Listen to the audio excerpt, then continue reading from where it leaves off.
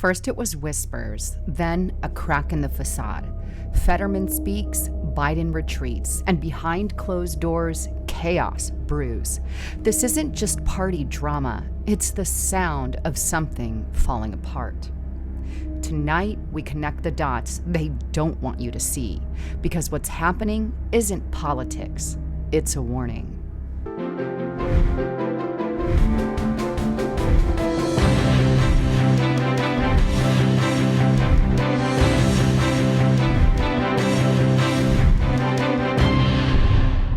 Well, please make sure you are subscribed to the channel, give mainstream media the big, fat, friendly middle finger, and watch the videos that I'm producing here, because I am telling you stuff that the mainstream media is not. And real quick, just a quick shout out to my sponsor, Noble Gold Investments. Retirement statements are out, and for many, the shock is very real. Some accounts are down up to 20%, but the good news is gold was up over 30% last quarter. That's a 60% swing. In retirement, that matters. Compare your Q1 statement to gold's performance, then give Noble Gold Investments a call at the number on the screen and let them know you heard it on Lisa Haven, because right now they are giving away this 10-ounce American silver bar that you've seen on the screen here. Make sure you mention my name or go to lisahavengold.com, fill out that information, and they're going to send you a free gold and silver investment guide. By the way, there's always a risk to investing. There's never a guarantee. If you want more info and you're on your phone, click that more button or click the link in the description box below. All right. So I've got a lot to share with you regarding Joe Biden and Fetterman and how there is all this infighting within the Democrat Party, and might I say even an internal civil war. But the mainstream media is trying to hide a lot of what is going on, and at the same time, they are also trying to shut down Joe Biden and Fetterman. Let's start first with Mr. Joe Biden. Well, we all know he's got some cognitive issues, and he's not really up to par, and he wasn't up to par when he was president. Well, now he's making what I'm going to call a revenge comeback. And he's actually making far more appearances now than he did when he was president. And he's completely butchering them and upsetting the Democrat Party. Take a watch. Knowing what you know now, do you think you would have beat him? Yeah, he still got 7 million fewer votes. Yes. There you go, okay?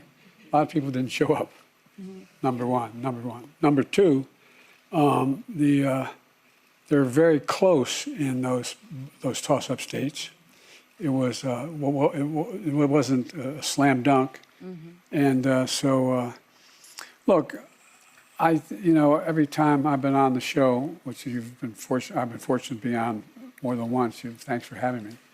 Is that we talk? You guys don't focus on as much, and I think it's good on polling numbers. But let me put it this way: he's had the worst 100 days any president's ever had. The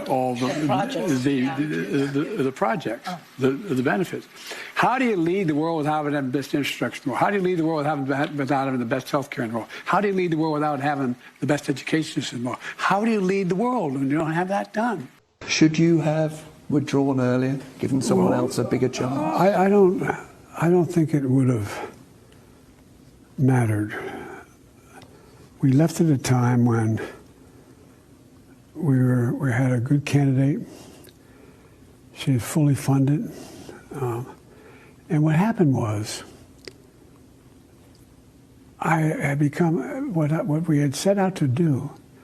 No one thought we could do, and become so successful in our agenda. It was hard to say, "No, I'm going to stop now." I meant what I said when I started. That I think I'm prepared to hand this to the next generation. It's a transition government.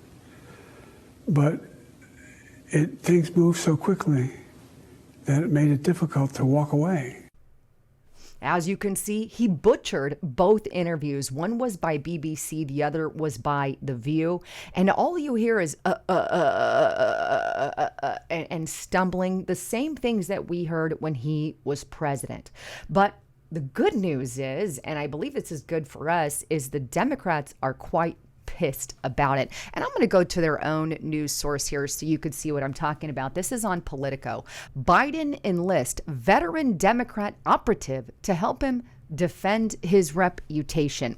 Now, the article goes on to state this: Joe Biden is in reputation management mode, hiring a veteran campaign and communication strategist to help burnish his legacy at a time when many in his party want him to exit the stage. In a sign of Biden's intent to remain engaged publicly, his inner circle tapped Chris Mager, a former Biden deputy press secretary and Defense Department spokesperson, to help him transition past the first 100 days of the Trump administration. According to multiple people familiar with the hire and granted anonymity to speak freely, Mager, who has worked for former Transportation Secretary Pete Buttigieg and Governor Gretchen Whitmer, played an instrumental role in booking Biden's appearance on The View, which you just saw. The People said his first live interview since President Donald Trump's inauguration. Now, this article also goes on to talk about how Democrats are wishing that he did not do such a thing. Quote, there are a lot of young and dynamic leaders in the Democrat Party who are focused on the path forward, and it's better we focus on them instead of an old man trying to convince himself and America he isn't responsible for Donald Trump's re-election, said one Democrat operative who was granted anonymity to discuss the issue candidly. Or as Matt Burnett of the center-left group Third Way put it, I don't think he's reading the room at the moment. So there's a lot of Democrats that are obviously not happy with Joe Biden. And this is to our advantage, quite frankly, because if they're fighting in and amongst themselves, that makes us look far better. But here's more evidence of that. This is on the Hill. Democrats fume over Biden's return to the spotlight. Democrats are criticizing Biden's recent appearance, arguing the former president has become a drag on the party as it seeks to rebuild following its widespread loss in 2024. Elections are about the future. Every time Joe Biden emerges, we fight an old war, said Democrat strategist Anthony Coley, who worked for Biden's administration. Every interview he does provides a contrast to Trump that's just not helpful for the Democrat band, which needs trusted messengers and fighters who could reach independents and moderates and inspire the base. Joe Biden isn't that. Honestly, what good does that do now? Many Democrats, from elected leaders to the party faithful, are just ready to turn the page. I just don't think he understands how wide and deep the sentiment is, he said. One Democrat strategist said Biden needs to take responsibilities for his actions and own up to the fact that he caused the Democrats to lose. I don't think there's a willingness to cop to the fact that he should never have run again in the first place, the strategist said. Why can't he come out and acknowledge that part of this is on him? So a lot of Democrats are mad that Joe Biden is in the spotlight, yet again stumbling all of his words and showing off his cognitive decline.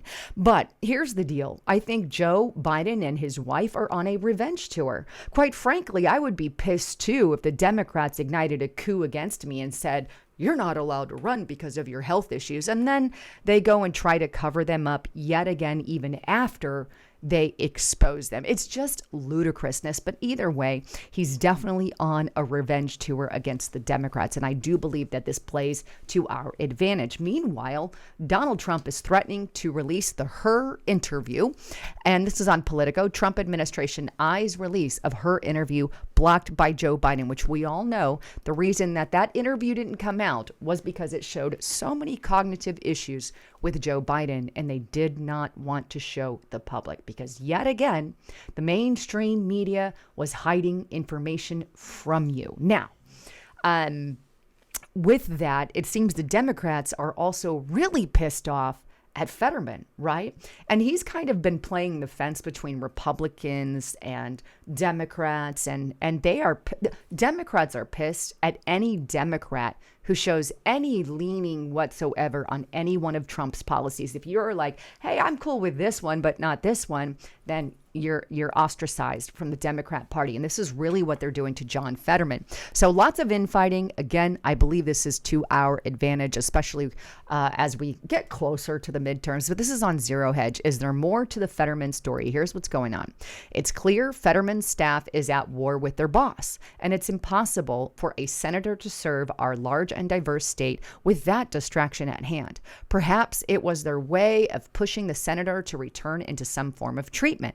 Either way, having our U.S. Senator's office hamstring like this is not a good thing for Pennsylvania. And here's kind of what's going on. Fetterman had indeed angered mainstream progressive Democrats over his dalliance with Trump and increasingly his support for Israel and opposition to PLO Hamas, in which he sounded more like a Republican, which is sad, by the way, because many of them actually support Hamas. It's just sick. But anyway, many in-state Democrats are counting the days until anyone takes him down in the 2028 primary. Still 3+ years away. Whether that could happen is another open question, as is, who would Republicans rather try to defeat in 28, Fetterman or a Democrat who had just defeated him in their primary? Against this backdrop came that New York Magazine story, which paints a picture of an isolated senator. Fetterman's staffers, his truest believers, now question his fitness to be a senator. They worry he may present a danger to the Democrat Party and maybe even to himself. Of course, this will raise all sorts of alarm bells, especially given the senator's previous and ongoing mental and physical health struggles. After disguising the story, many Pennsylvania Democrats went, aha, agreed with their findings and said, oh, thought the senator needed some mental help with that. It goes on to talk about a little bit about his difficulties on what is going on and all of that. But here's some other stuff kind of attacking Fetterman. This is on Newsweek. Video of John Fetterman arguing about plane seatbelt takes off online. I'm not going to play the clip. You guys can actually view it. It'll be in the link below. But this is just them bashing their own. AP Senator John Fetterman raises alarms with outburst at a meeting with union officials, according to AP source. So it is very obvious that the Democrats want Joe Biden to go away and John Fetterman to go away because they believe that they're harming their party. Well, first of all, I can't help but see the irony in this. They hid for a very long time Joe Biden's health concerns, and now they think this is going to work to their benefit with John Fetterman. Suddenly, he's not healthy, he's sick, and it's just a brand new thing. Wink and a nod, because suddenly he's gone Republican and ish. He's definitely not on our side. Let me just clarify that. But because he decided to take a stance on one or two things, they want him out. This is why Democrat politics are so dangerous, because Republicans can't agree. If we both agree on one thing, hey, we both want lower prescriptions, right? Which Donald Trump just came forward and did. Well, if that's something we agree upon, Republicans are, yeah, we agree, you agree, let's, high five each other. But that's not what the Democrats are now doing. They're in straight opposition to anything that Donald Trump does, including that. And it really makes me sick to my stomach that we're seeing this kind of tension. And it's really to the detriment of the Democrat Party, because Democrats are starting to see this and notice it. And that's why people like Tulsi Gabbard, Elon Musk, Donald Trump have all left the Democrat Party. RFK, Jr. They have all left the Democrat Party because people are starting to wake up to what they are doing. And I say, go ahead, keep on doing it. Keep on putting males and female sports. Keep on cutting off kids' genitals. If they're 18, make your own decision when you're old enough. But geez, for crying out loud, some of the stuff they're doing, it's sick in the fucking head. It is absolutely sick. But anyway, I wanted to bring you some of what was going on. And of course, the mainstream media is trying to keep it quiet.